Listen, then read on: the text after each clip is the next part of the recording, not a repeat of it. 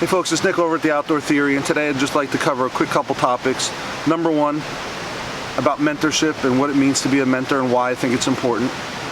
Number two, today is the day before our opening day in turkey season, so I'd like to show you what I carry because I don't carry a lot of gear. And I'd like to show people that it is very accessible. You don't need to have a ton of investment to get into turkey hunting.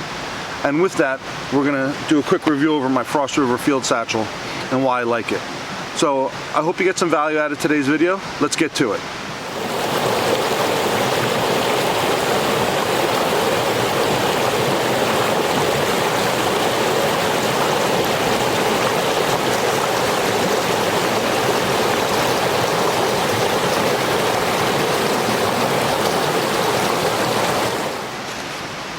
Okay folks, the first thing I want to talk about today is being a mentor. And like I said, tomorrow turkey season opens. And why that's significant for me is that in my life I had a mentor who introduced me to hunting, specifically turkey hunting, and he passed away this year. And it got me to thinking about how important that person was in my life, because he really changed my life. When we had met, we had both been fishermen, and he was a hunter, I was not, and I was a young man, and he took the time out of his day while we were fishing or working together to talk about turkey hunting and deer hunting, and kind of piqued my interest about it. And when I expressed some interest, he really took the time to teach me a lot of things. And without him, I would have never gotten into turkey hunting, I would have never gotten into deer hunting. And I'll eternally be grateful for that. He was a great friend. And the woods we're in today is my favorite place, and he was the first person who took me here.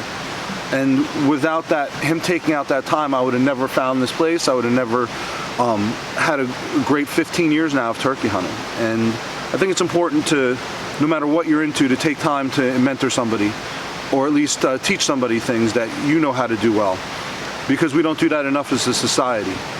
We get too much caught up in our own things, and we tend to be a little selfish, to be honest, you know. So just take time every day to introduce somebody to the things you're into, if they are interested in it also, because that's how you live forever. Like, I'm gonna be up here tomorrow turkey hunting, and like I said, this will be the first season that my friend's not with me, but he'll be with me in spirit, and I'm gonna get a bird for him, and that's very important to me, like it was important to him. So I just want to share that real quick, just to try to inspire everybody to take time out of their day to be a mentor, and to really think about the legacy that we leave on society and on people we know.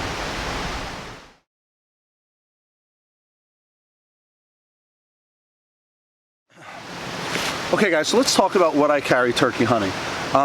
You know, if you watch TV, there's a lot of people on TV that carry a ton of gear, and I used to. When I first started hunting, I had a vest and I had every kind of call with me, extra gear, a padded seat, like a ton of gear. And over the years, I've kind of whittled it down to what works for me.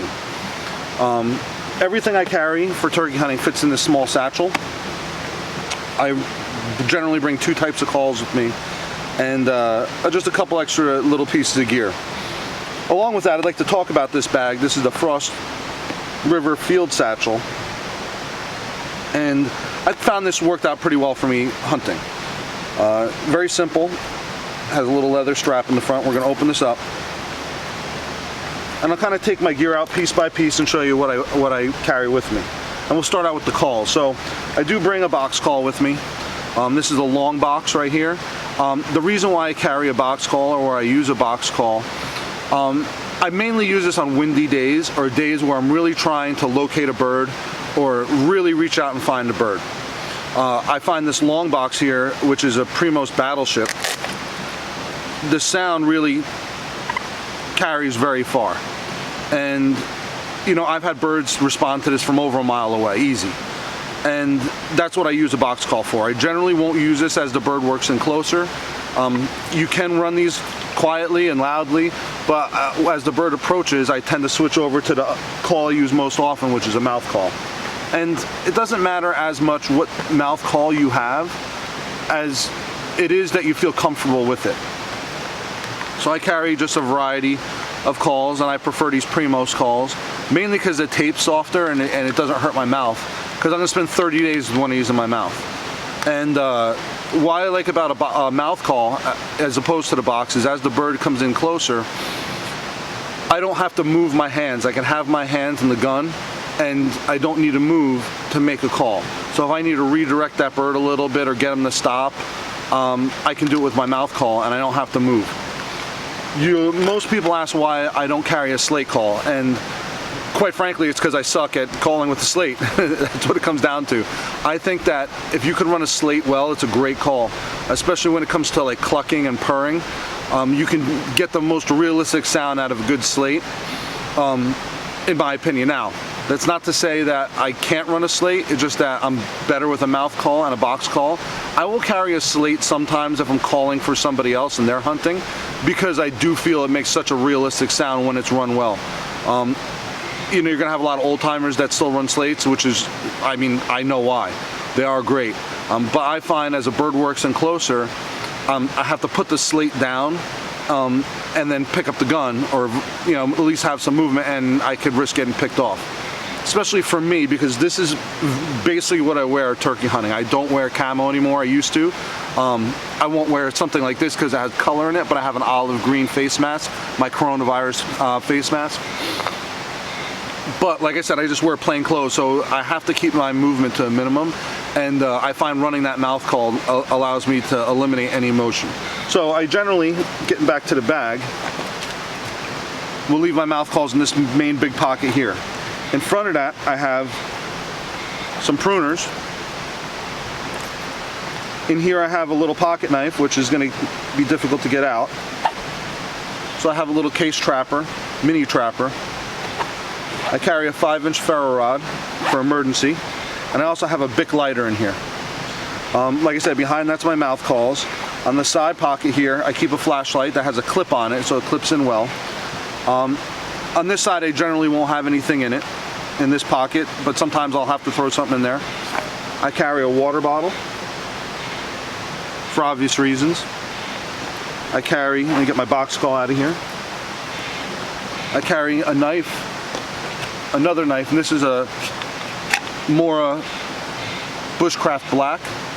So I'll use this for emergencies also, or if I need to start a fire, this is the knife I would use for that. I carry a little headlamp. I carry an orange bandana, and why this is important, and you'll see it's kind of stained up, is if I do shoot a bird and I'm carrying it out, what I will do is tie this around his head like a little do-rag. All right, I'll cover up that head with this orange, because if I'm walking out and another hunter sees me walking with it, I don't want to get shot. So, I mean, you'd be pretty careless to take a shot at a bird you saw carrying someone's back, but just as a safety precaution, I will wrap this around the bird so that I'm safe. And in the bottom of the bag, I have some batteries for my flashlight. Now, in the back of the bag, there's a zippered pocket. And in here, I'll have some garbage bags, which I could use for shelter if I needed to. I could use as a rain poncho if it came down to it. And I have obviously my hunting license. And I have some gloves in here too, some gloves. I also have a piece of paracord that I'll basically use to tie around the turkey's feet, because when I carry it, it's just easier if the feet are held together. On the back of this bag, there's also just a main open compartment. And in here, I'll usually carry 4 shotgun shells. You know, 3 in the gun and an extra. I don't know why it's always 4, but I carry 4, and generally it'll last me the whole season. But I carry these in the back here, and that's basically my turkey setup. I don't carry a ton of gear anymore, although I used to. But I found this is much lighter now. I used to like having a vest or running with a vest because it had a padded seat. I sometimes will carry a padded seat with me, but rarely, because you know, I don't know if my ass has gotten hard or whatever, but it just, like I said, I haven't really needed it. I will try to usually find a comfortable spot to sit if I have to sit out and wait a bird out, but for the most part, I could do without it, and if I could do without it, I'd rather not carry it. Obviously here we're hiking up in the mountains, and any bit of weight that I can shed helps me out.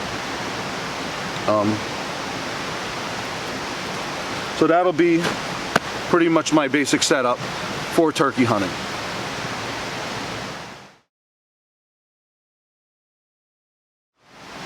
Okay, folks, so I'd like to thank you for watching. Once again, it's an important time of year for me. Tomorrow, like I said, we're opening up for turkey hunting. I'm on like an emotional roller coaster, you know, kind of missing my buddy. And you know, it brings me just to a final point. Make sure that, like I said, through mentoring other people, you're really building lifelong friendships, and you're really extending your legacy beyond. So just make sure you take the time to do that, because as I am out here thinking about, like, you know, the times that me and my friend have shared, I can't thank him enough for changing my life and really opening my eyes to new experiences. So make sure you're doing the same thing. Always take that time. It's very important. And everyone stay safe. Thank you for watching. If you like this video, hit that like button. Please subscribe. And I thank you for watching.